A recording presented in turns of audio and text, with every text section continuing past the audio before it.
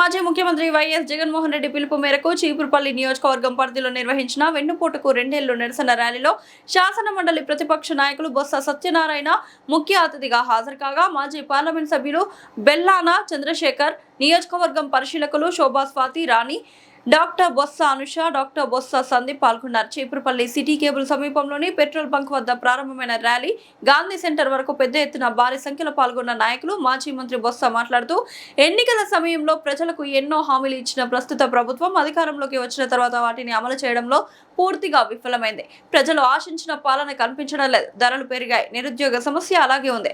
అభివృద్ధి పనులు మందగించాయి. ప్రజల సమస్యలను పక్కన పెట్టి ప్రచారాలకే పరిమితమవుతున్నారు.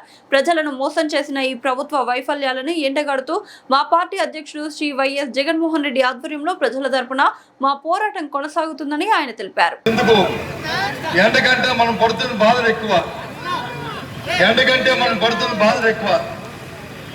చీపురులో పట్టణంలో ప్రజలందరికీ కూడా దీని ద్వారా ఈ జిల్లా ప్రధానికే కాదు, ఈ రాష్ట్ర ప్రధానికి కూడా ఒకసారి మనకు తెలుసు అందరికీ పడుతున్న బాధ అయినప్పటికీ కూడా ఒకసారి మళ్ళీ మనం చేసుకోవాల్సిన సందర్భం నేపథ్యం ఇవాళ పెద్ద ఎత్తున 2 సంవత్సరాలు విజయవంతంగా చేశామని తిరుపతిలో సభ పెట్టడానికి తిరుపతిలో దేనికోసం అంటే ఇవాళ మీ పేపర్ చూడండి ఎంత అనిచ్చిన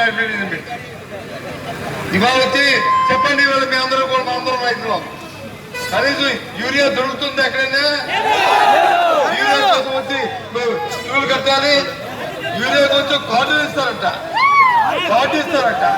మీకు ఎంత పడితే అంటే ఏదైతే మనం దేశంలో అందరూ కూడా గత 5 సంవత్సరాల్లో కాంగ్రెస్ మరి వైసీపీ ప్రభుత్వం ఉన్నప్పుడు మీ వ్యాపారాలు, మీ వ్యవహారాలు, మీ తాలూకా రాబడి ఏ రకంగా ఉండేది? ఈ 2 సంవత్సరాల్లో మీ తాలూకా పరిస్థితి ఇది వాస్తవం కాదని అడుగుతున్నాను. ఇదే మాయ అని అడుగుతున్నాను. మాయ చెప్పి మోసం చేసి మరి అధికారం కోసం ఆలోచించే తత్వం కాదు మాది. మొన్న నిజం చెప్పి మొన్న వాస్తవాలు చెప్పి మిమ్మల్ని మెప్పించకుండా తప్ప ఎప్పుడు మోసం చేసి మాయ చేసి మరి రాజకీయాల్లో తత్వం కాదు. ఇవాళ చెప్తున్నారు. ఇవాళ నిజంగా ఇవాళ ఇందాక చెప్తున్నారు, మా సోదరులు చెప్తున్నారు. సార్ ఇవాళ ఒక పని చేయాలి సార్, మనం ఈ రాష్ట్రం అంతా కూడా ఒక నాలుగు పెట్టాలి సార్. ఇవాళ ఈ పార్టీ నేను నమ్మే చెప్తున్నాను. ఈ ఎన్నిపోట్లు ఏమంటుంది కాదా? ఎన్నికప్పుడు ఏం చెప్పారు? ఇవాళ ఏం మాట్లాడుతున్నారు? ఎందుకు ఇవాళ మనం ర్యాలీగా వచ్చాం, పోలీసు వారు వచ్చి సహకరించారు చెప్పి ఏదో చెప్పాము, వాళ్ళు వచ్చి కాదున్నారు. అక్కడ వచ్చంట మోసుకొచ్చి వాళ్ళు వచ్చి డబ్బులు ఇచ్చి తీసుకొచ్చి వ్యాన్లో పోసి పెట్టి తిరుపతిలో వాళ్ళు బయట పెట్టచ్చంట. ఇక్కడ వచ్చి ఒక నల్ల బిల్లులు వచ్చి ఎగరేస్తానంటే ఆ బిల్లులు ఏమిటి మీ ఉద్దేశం? అధికారం శాస్త్రం అనుకుంటారా? అధికారం శాస్త్రం అనుకుంటారా మీరు? ఈ అధికారం ఇప్పుడు ఎల్లవేళ ఈ వెన్నుపోటు పార్టీ ఉండదు అనుకుంటారా? వారు రైతాంగం స్వతహాగా పడుతున్న బాధల్ని, ఆ కిరాణా షాప్ లో ఆ యజమాని పడుతున్న ఇబ్బందిని, ఇవాళ జరుగుతున్న పరిస్థితుల్ని చాలు అది చెప్పండి. ఎక్కడికైనా ఇంతే చెయ్యి తడపంతే పని అవుతుందా? పని అవుతుందా?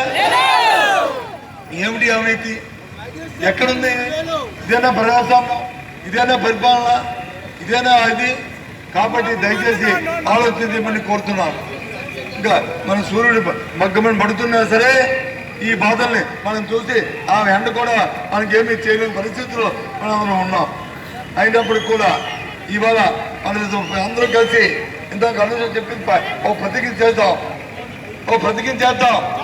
ఈ 2 సంవత్సరాలు పడుతున్న ఇబ్బందికి ఈ వెన్నుపోగులతో కోరుతోళ్ళు వరకు పెట్టి ఇవాళ మీ అందరికీ మనం చేస్తున్నాం. దయచేసి ఆలోచించింది కోరుతున్నాను. ఈ ప్రభుత్వం చేస్తున్న దుర్మార్గం, దుర్వచనం ఎంత దేనిగా ఉందో, ఎంత కార్యక్రమం ఉందో ఎటు చూసినా సరే ఓ పక్క వచ్చి ఆడవాళ్ళ మీద మానభంగాలు, ఓ పక్క హత్యలు, ఓ పక్క ఏమైనా అరెస్టులు, ఏమైనా భయప్రాంతం చేయడాలు. ఏంటి ప్రభుత్వం? ఇదేనా ప్రభుత్వం అంటే? ఇదేనా ప్రజాస్వామ్యం? మరి బాబాసాహెబ్ అంబేద్కర్ రాసిన రాజ్యాంగం ఇదేనా? చెప్పండి. ఎంత దౌర్భాగ్యం, ఎంత దుర్మార్గం అండి ఇది, ఎంత దుర్మార్గం అండి. దీనికి పైపెచ్చి నిన్న కాక మన స్టీల్ ప్లాంట్లో దగ్గర 80 మంది చనిపోయారు.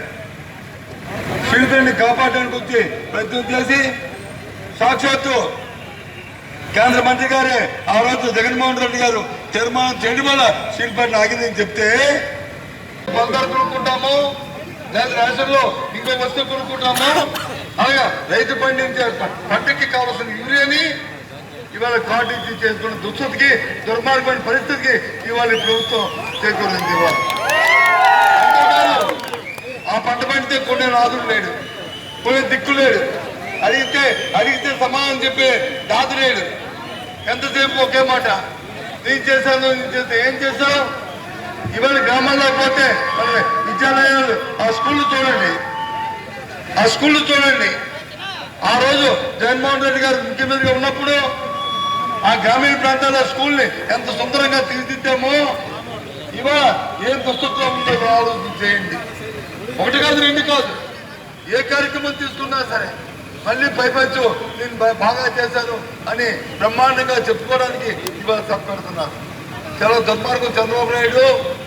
ఇందాక అనుష చెప్పింది, ఎలాగైతే నీ మామకి ఎన్నో కోట్లు ఇచ్చావో, ఎలాగైతే మీరు వచ్చి ఏ రకంగా అయితే ఆ అధికారాన్ని లాక్కున్నావో అలాగే మాయమాటలు చెప్పి అలాగే మోసం చేసి ఈ ప్రజల దగ్గరికి వచ్చి మాయమాటలు చెప్పి అధికారం చేయించుకున్నాం. సరే, దురదృష్టం. ఒకసారి ఓటేసిన పాపానికి 5 సంవత్సరాలు అనుభవించాలి మనం. కానీ ఎంత ఇచ్చానో ఒక్క రోజు కూడా ఈ ప్రభుత్వం కొనసాగడానికి వీల్లేదు. ఏంటి మాటలు కాబట్టి ధైర్యం కాబట్టి అడుగుతున్నాను. ఇవాళ ఈ ప్రభుత్వాన్ని అడుగుతున్నాను, పేదవాడి కోసం మీరు ఇచ్చిన మాటలు ఏంటి, మీరు చెప్పిన పని ఏంటి, మీరు చేస్తున్న పని ఏంటి. ఇవాళ అందరూ చూసాం, బంగారు కుటుంబాలు వచ్చి మీరు సెలెక్ట్ చేస్తారంట. ఏ ఊర్లో ఏ బంగారు కుటుంబానికి ఏమి ఇచ్చారో దయచేసి చెప్పండి. మీ ధైర్యం ఉంటారు ప్రభుత్వం. ఏ ఒకటి చెప్పండి. ఎక్కడ ఇచ్చారు చెప్పండి. వాళ్ళంట ఒక్కడే పేదవాడిని ఇంకా పేదవాడిగా చేయకుండా మీరుంటే చాలు.